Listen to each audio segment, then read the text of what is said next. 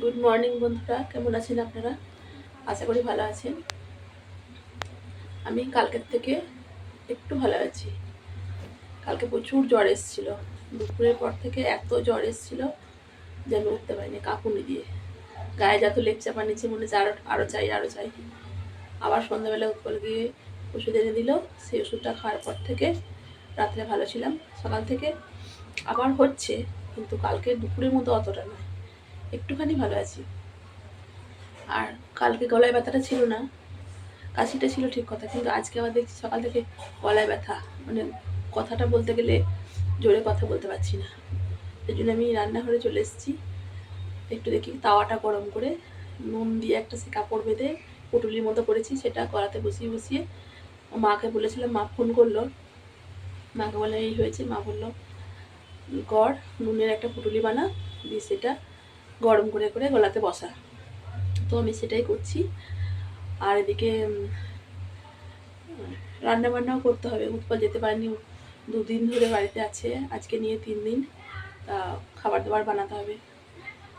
তো আজকে পাঠিয়েছি বাজারে, দেখি বাজার থেকে কি নিয়ে আসে। আর পার্বতী এসেছিল, কি রান্না করবো ঠিক হয়নি, সেজন্য সেরকম কিছু করতে পারিনি, একটুখানি মশলা বেটে দিয়ে গেছে, বাদ বাকি আমি আস্তে আস্তে করবো বললাম। আর ও আর কতক্ষণ বসে থাকবে, বললাম বাড়ি যা। তো আসুক দেখি, আর দেখি টিফিনের জন্য কি বানানো যায়। উৎপল বলে গেল একটু বেগনি ভেজে দাও, মুড়ি দিয়ে খাই, সেটাই করবো ভাবছি। আগে সেকটা করে নিই, নুনের পুটুলি বানিয়েছি, দেখুন কী করে সেক করছি।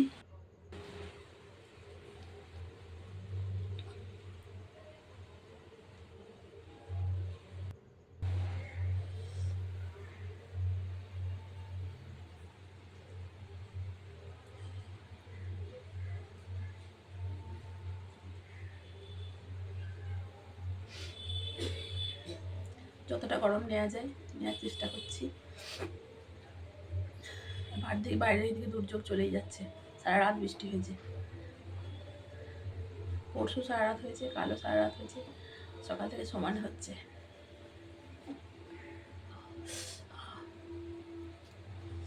প্রচুর গরম হয়ে গেছে।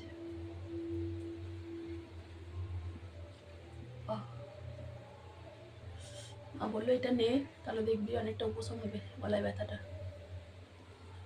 ভালো লাগছে ওষুধ নিয়ে।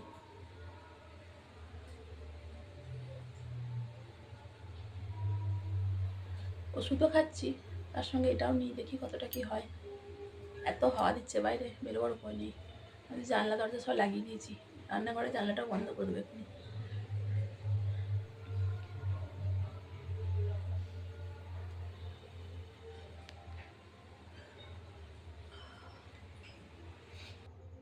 আর এখানে আমি বেসনটা ফেটে রেখে দিয়েছি, উৎপলকে বাজারে পাঠিয়েছি বেগুন আনার জন্য, দেখি কতক্ষণে আসে। মেয়ের শরীরটা কালকের থেকে একটু ভালো আছে, জ্বরটা কমেছে, গা হাতে ব্যথাটা কমেছে, কাশিটা হয়ে যাচ্ছে সমানে। তো আজকেও পড়তে পাঠাইনি, কারণ বাইরে এত হেমেল হাওয়া বইছে আর বৃষ্টিটা সমানে পড়ে যাচ্ছে, ওই জন্য আজকে আর পাঠালাম না। আজকে রবিবারে পথ ফাইনালের ক্লাসও ছিল, বললাম যেতে হবে না, কারণ ঠান্ডাটা লাগলে যদি আরও বেশি বাড়াবাড়ি হয়ে যায়, সেই কারণে পাঠালাম না। আর গতকাল আমার বর্ধমান যাওয়ার কথা ছিল, বোনের বাড়ি থেকে মেয়ে দুটোর কিছু কেনাকাটা করার ছিল মাদের জন্য, বাচ্চাগুলোর জন্য। তো বোনের ওদিকে শরীর খারাপ, ফোন করে যখন বললাম যেতে পারছি না আজকে, ওদিক থেকে বোনও বললো আমার ভীষণ শরীর খারাপ, আর বেরোতে পারবো না। বললাম ঠিক আছে, তাহলে এখন আর যেতে পারবো না, আমার এত শরীর খারাপ, এখন এই সপ্তাহে পারবো বলে মনে হচ্ছে না, আগামী সপ্তাহে যদি শরীর ভালো থাকে তাহলে যাব। আর বর্ধমানের দিকে প্রচুর বৃষ্টি হচ্ছে, এত বৃষ্টিতে বাইরে বেরোবোই বা গিয়ে কেনাকাটা করতে, ঘুরে ঘুরে করতে হবে এই দোকান সেই দোকান করে, তো সেই কারণেই আর গেলাম না। বৃষ্টিতে ঘুরতেও পারবো না, আর এদিকে শরীরটা যেহেতু খারাপ, ওদিকে বোনেরও শরীর খারাপ, এদিকে আমারও শরীর খারাপ, মেয়ে যাবে সঙ্গে, মেয়েরও শরীর খারাপ, এই জন্য বর্ধমান যাওয়াটা ক্যান্সেল করলাম। আগামী সপ্তাহে দেখি কতটা কি সুস্থ হই, তখন না হয় যাওয়া যাবে। চলে এসছে উৎপল বাজার থেকে বেগুন নিয়ে, আমি সেগুলো কেটে নিয়েছি, এই দেখুন পাতলা পাতলা করে কেটেছি বেগুনগুলো। কড়াইয়ে তেলও বসিয়ে দিয়েছি আমি, এবার বেগুনিগুলো ভেজে নেব।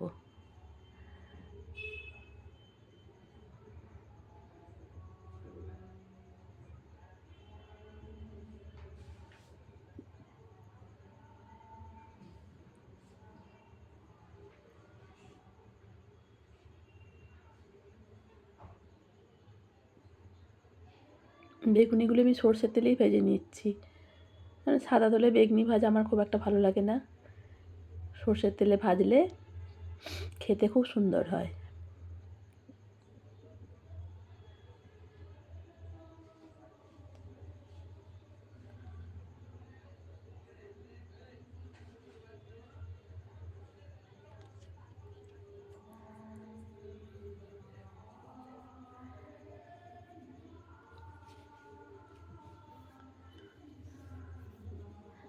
প্রথমবার ভেজে নেওয়ার পর দ্বিতীয়বারে আমি আবার কয়েকটা বেগুনি তেলের মধ্যে দিয়ে দিচ্ছি।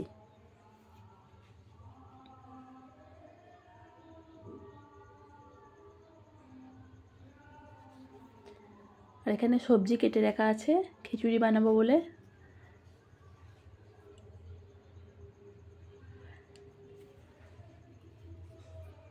আর দেখুন আমি জানলা বন্ধ করে দিয়েছি রান্নাঘরে, বাইরে থেকে এত হাওয়া আসছে, দাঁড়িয়ে থাকা যাচ্ছে না। খিচুড়ির জন্য যে মুগ ডালটা সিদ্ধ হতে একটু সময় লাগে, তাই জলের মধ্যে মুগ ডালটা আমি আগে থেকে একটুখানি সিদ্ধ করে নিচ্ছি। অল্প সিদ্ধ মুগ ডালটা হয়ে গেছে, এরপর আমি চালগুলো দিয়ে দেব।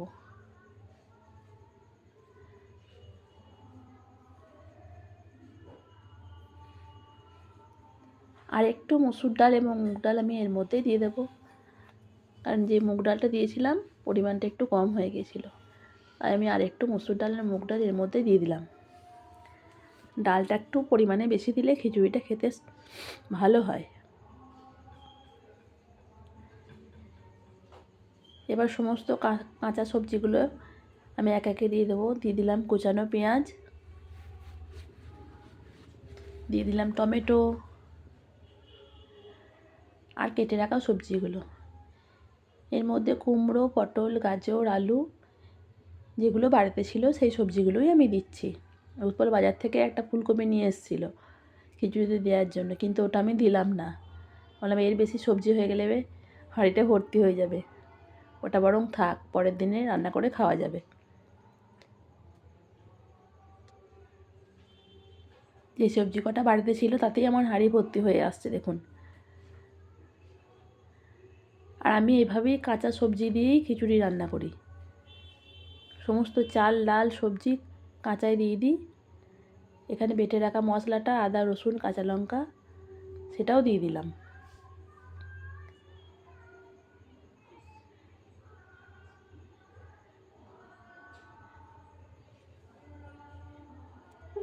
দিয়ে দিলাম জিরের গুঁড়ো, পরিমাণ মতো নুনও দিয়ে দিচ্ছি।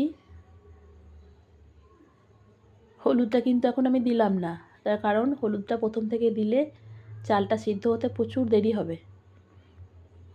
কিছুটা ফুটে গিয়ে ভাতটা সিদ্ধ হলে তারপরে দেবো হলুদটা। আর উৎপল হিসেবের খাতা নিয়ে বসে গেছে। এত বৃষ্টিতে বাড়ি যেতে পারিনি, তাই বললো 3 দিন যখন এখানে বসেই আছি সমস্ত ব্যবসার হিসেবের খাতাগুলো আমি সেরে নিই। আর এই যে দেখুন খিচুড়ি ফুটে গেছে, চালটাও দেখুন অনেকটাই সিদ্ধ হয়ে এসছে।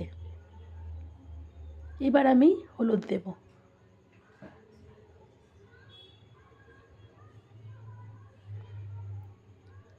হলুদটা জলে গুলে নিয়েছিলাম, কারণ এই খিচুড়ি ফুটছে তো, এর মধ্যে শুকনো হলুদটা দিলে হলুদটা ভাসবে,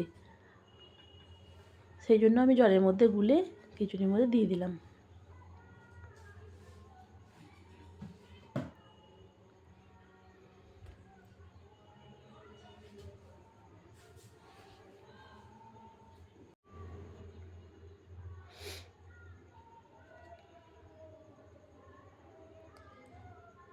এবার কড়াইয়ে আমি তেল দিয়েছি, দিয়ে পাঁপড়গুলো ভেজে নেব, কারণ মেয়ে খিচুড়ির সঙ্গে পাঁপড় ভাজা খেতে ভালোবাসে। সবাই খাই আমরা, উৎপলও বলল পাঁপড় থাকলে ভেজে রাখবে, সেই জন্য দেখলাম যে এই পাঁপড়গুলো রয়েছে। আর মেয়ে এই পাঁপড়গুলো খেতে ভালোবাসে, গোল বড় পাঁপড়গুলোর থেকে ও ছোটো এইগুলো খেতে ভালোবাসে, তাই ভাবলাম খিচুড়ির সঙ্গে এই পাঁপড়গুলোই ভেজে দিই। আমি অল্প অল্প করে দিয়ে ভাজছি, তার কারণ হচ্ছে আমাকে তো ক্যামেরাটা ধরে থাকতে হয় এক হাতে, সেই জন্য 2 হাত কিন্তু রান্নার জন্য আমি লাগাতে পাই না। অল্প অল্প করে দিয়ে ভাজতে হয়, বেশি দিলে তাড়াতাড়ি তুলতে পারবো না এক হাতে।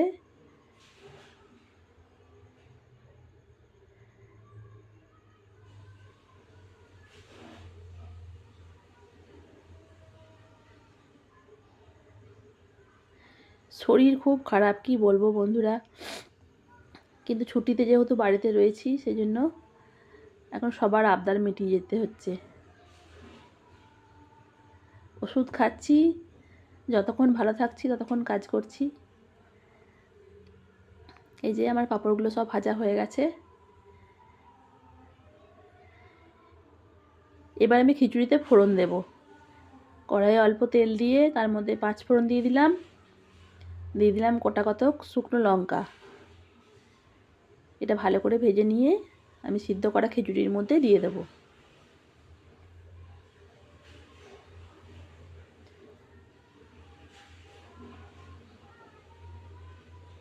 এই দেখুন খিচুড়িটা প্রায় আমার 90% কিন্তু হয়ে গেছে।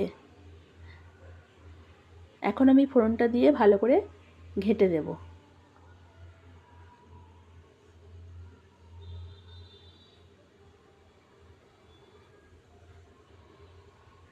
এই দেখুন চালটা কিন্তু আমার 90% সিদ্ধ হয়ে গেছে। পরে আরও 5 মিনিট আমি একবার ফুটিয়ে নেব, তাহলেই ভালো হয়ে যাবে। আর এদিকে ডিমের অমলেট কটা করে নিচ্ছি আমি।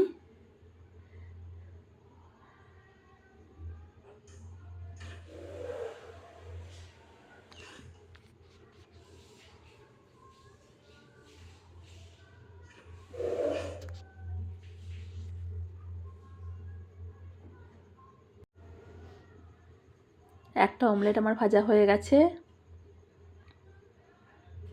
এগুলো কড়াইয়ে অল্প অল্প করে তেল দিয়ে আমি বাকি অমলেট কটাও ভেজে নেব।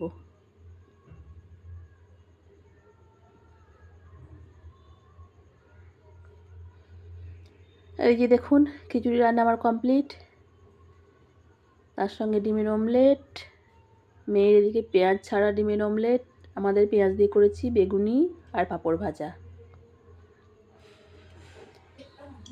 এই যে দেখুন দাদা খেতে বলেছিলাম, দাদাকে চলে এসছে খেতে। সবাইকে খাবার দিয়ে দিয়েছি, আমিও বসে যাব, মেয়েও বসে যাবে।